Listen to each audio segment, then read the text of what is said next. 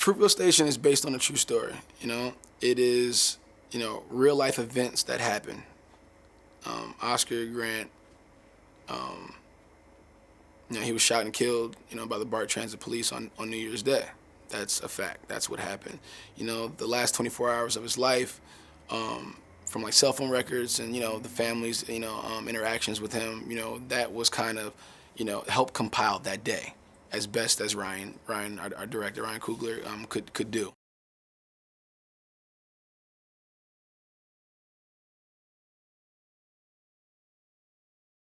So on New Year's Eve, he and his girlfriend and his best friends, like they usually do, they go to San Francisco.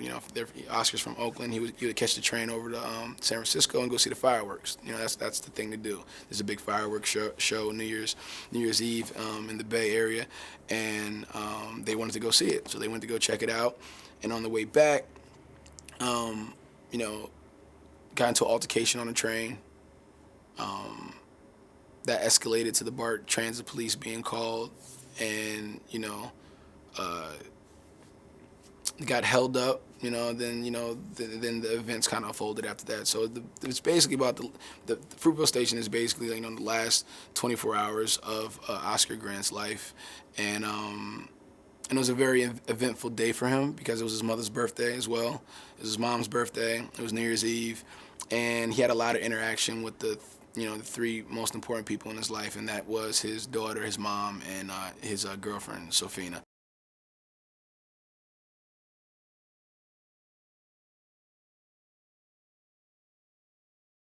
We really wanted to kind of give him some of his humanity back by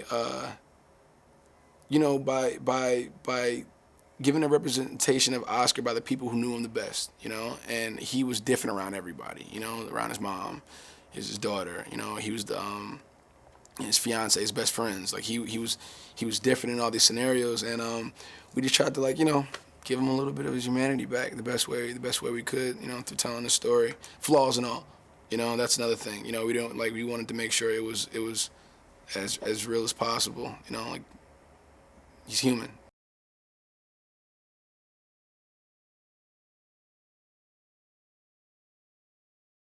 Oscar Grant is a kid from the Bay. He's 22 years old, but he had a lot of problems. He had a lot of issues. But I think it's in the trying to do the right thing. And throughout this movie, throughout this day, you pretty much see him, the constant struggle between good and bad, the constant struggle with making the right choice in those moments, and through his past experiences, he was starting to get that he couldn't keep up this juggling act anymore.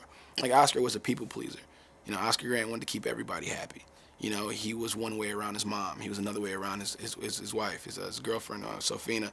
He was one way around his daughter. And he was another way around his best friend. He was the leader of the group. He was the one that everybody turned to solve a problem or for, to figure out what they were going to do next.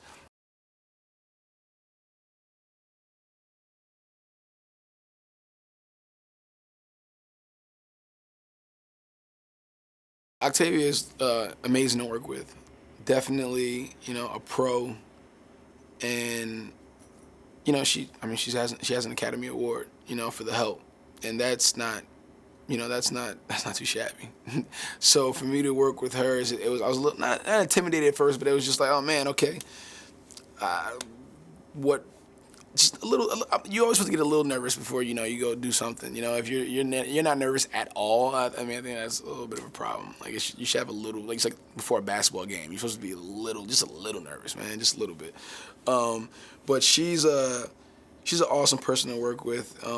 She's accomplished so much and has so much more, to give and to offer. I just can't wait for the rest of the world to kind of catch up to what I know. So she's solid.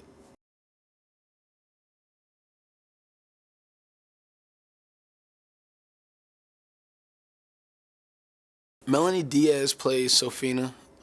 She's Oscar's girlfriend, mother of his child, best friend.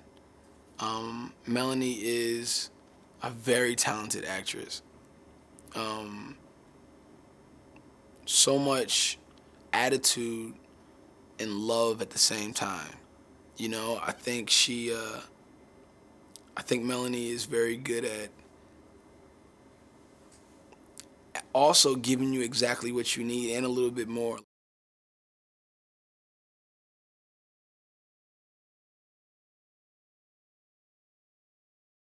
You know, the story, you know, of Oscar Grant is so important to Ryan, you know, and because he's from the Bay Area, you know, it was, you know, Oscar's neighbor, you know, not, you know, literally in the sense of living next door, but, you know, they're from the same community. You know, Ryan relates a lot to Oscar in certain ways, and felt like it could have easily been him. And he felt a certain responsibility to the Bay and to the community and to the family to really, Ryan has his talent of of storytelling and painting pictures, you know, and he kind of felt the responsibility at that time to like get his emotions out and put them on paper, you know, and write this script.